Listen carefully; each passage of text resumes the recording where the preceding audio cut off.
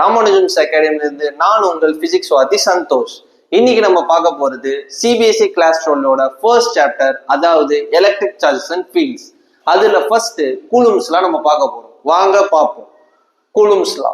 கூலும்ஸ்லாம் போறதுக்கு முன்னாடி உங்களுக்கு ஃபர்ஸ்ட் லைக் சார்ஜஸ்னா என்ன, அன்லைக் சார்ஜஸ்னா என்னன்னு தெரியணும். இப்போ ரெண்டுமே பாசிட்டிவ் சார்ஜா இருந்துச்சுன்னா இதை என்ன சொல்லுவாங்கன்னா லைக் சார்ஜஸ் சொல்லுவாங்க. ஒரு பாசிட்டிவ் ஒரு நெகட்டிவ் இருந்துச்சுன்னா இத அன்லைக் சார்ஜஸ் சொல்லுவாங்க. அப்போ உங்களுக்கு ஒரு டவுட் வரும், சார் ரெண்டுமே நெகட்டிவ் சார்ஜஸா இருந்தா என்னது, ரெண்டுமே நெகட்டிவ் சார்ஜஸா இருந்தா அதையும் லைக் சார்ஜஸ் தான் சொல்லுவாங்க. அப்ப இது ரெண்டுத்துல ஃபர்ஸ்ட் ஒன்னும் தேர்ட் ஒன்னும் தான் என்னது, லைக் சார்ஜஸ். லைக் சார்ஜஸ் என்ன பண்ணும், like charges always repel each other, whereas positive charge and negative charge unlike charges சொல்லுவாங்க. Unlike charges always attracts each other. இந்த பேசிக் தெரிஞ்சா மட்டும்தான் கூலும்ஸ் லானா என்னன்னு உங்களுக்கு புரியும். இப்ப கூலும்ஸ் லா பார்ப்போம் வாங்க. சே ரெண்டு சார்ஜ் கன்சிடர் பண்றேன். ஒரு சார்ஜ் Q1, இன்னொரு சார்ஜ் Q2. இந்த ரெண்டு சார்ஜும் சே separated by a distance r. ரெண்டு சார்ஜ் கன்சிடர் பண்ணியிருக்கேன், Q1 and Q2 separated by a distance r. இது ரெண்டுமே என்ன சார்ஜஸ், லைக் சார்ஜஸ். லைக் சார்ஜஸ்னா என்ன பண்ணும், ரிப்பல் பண்ணும். அப்போ ஆப்வியஸா என்ன நடக்கும், பாசிட்டிவ் அதாவது பிளஸ் Q1 என்ற சார்ஜ் Q2 மேல ஒரு ஃபோர்ஸ் அப்ளை பண்ணும், பிளஸ் Q2 என்ற சார்ஜ் Q1 மேல ஒரு ஃபோர்ஸ் அப்ளை பண்ணும். அந்த ஃபோர்ஸ் எவ்வளோ அதை டிஃபைன் பண்றது தான் என்னது, கூலும்ஸ் லா. இப்போ கூலும்ஸ் லா பை டெஃபினிஷன் என்னன்னா F is directly proportional to Q1 and Q2. F is directly proportional to Q1 and Q2. இந்த ஃபோர்ஸ் ஃபோர்ஸ் ஆஃப் அட்ராக்ஷனா இருக்கலாம், இல்ல ஃபோர்ஸ் ஆஃப் ரிப்பல்ஷனா இருக்கலாம், எதுவா வேணாலும் இருக்கலாம். இந்த ஃபோர்ஸ் டைரக்ட்லி ப்ரொபோர்ஷனல் டு என்னது, product of magnitude of charges. அப்படின்னா என்ன, நெகட்டிவ் வந்தாலும் நீங்க பாசிட்டிவ் தான் போடணும். And it is inversely proportional to square of distance between them.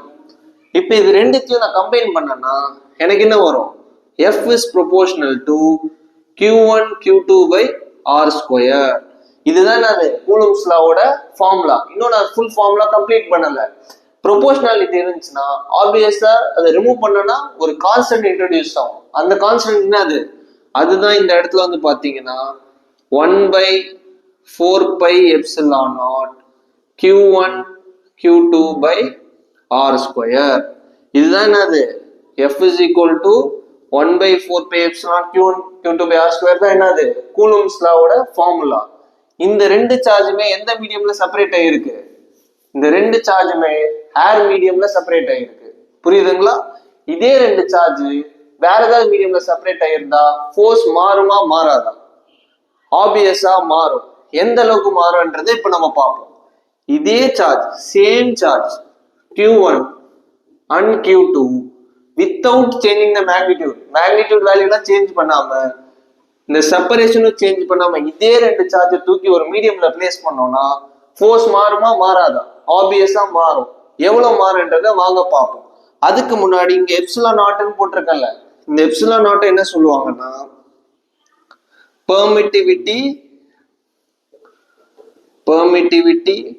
Of free space சொல்லுவாங்க. இந்த எப்சிலான் நாட்டை என்ன சொல்லுவாங்க, பெர்மிட்டிவிட்டி ஆஃப் ஃப்ரீ ஸ்பேஸ். இந்த பெர்மிட்டிவிட்டி ஆஃப் ஃப்ரீ ஸ்பேஸ் எப்போ கேம்குள்ள வரும், only when two charges are separated by air medium. இதே two charges separated by வேற ஏதாவது மீடியமா இருந்தா எப்சிலான் நாட் வராது, அதுக்கு பதிலா என்ன வரும், எப்சிலான் வரும். So F dash is equal to 1/4 pi epsilon Q1 Q2 by R square. இங்க இந்த எப்சிலான் நாட்னா என்னது,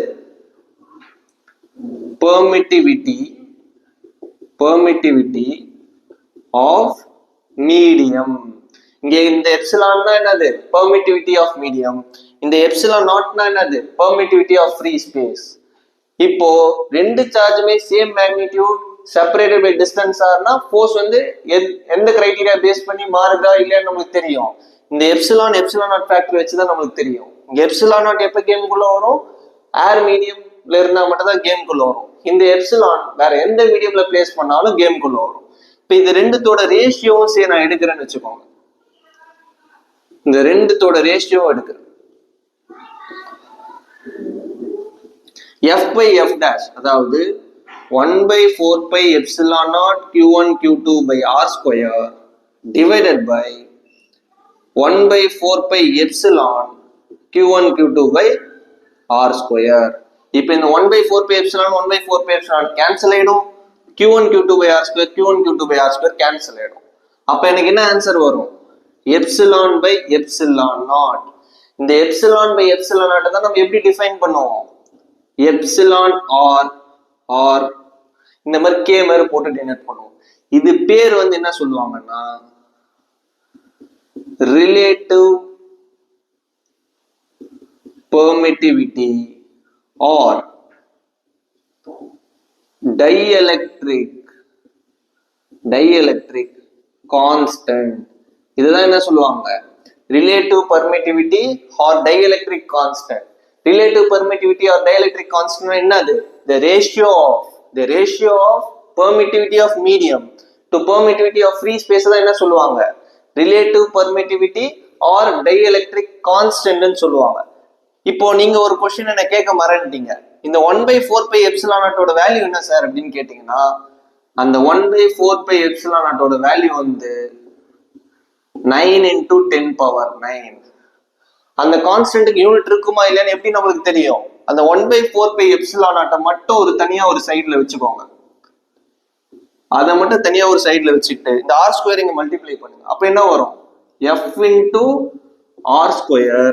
இந்த q1 q2 கீழே தள்ளிடுங்க. அப்ப என்ன வரும்? q1 q2. இப்ப இதோட யூனிட்டை ஈஸியா சொல்லிடலாம். ஃபோர்ஸோட யூனிட் என்னது? நியூட்டன். r ஸ்கொயர்னா டிஸ்டன்ஸோட யூனிட் மீட்டர். அப்ப r ஸ்கொயர்னா metre square per q1 into q2.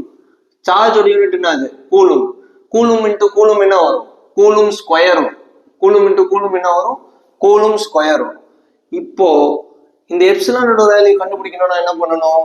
இந்த எப்சிலான் நாட் மட்டும் இங்க எடுத்துட்டு போயிட்டு 9 into 10 power 9 கீழே எடுத்துட்டு வாங்க.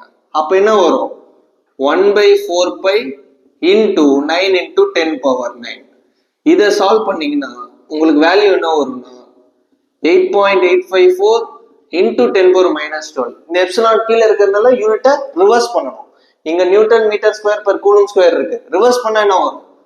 Coulomb square per newton metre square வரும். இவ்வளவுதான் கூலும்ஸ் லா என்ற கான்செப்ட். உங்களுக்கு புரிஞ்சிருக்கும்னு நான் நம்புறேன். நன்றி. மீண்டும் உங்களை இன்னொரு வீடியோவில் நான் சந்திக்கிறேன்.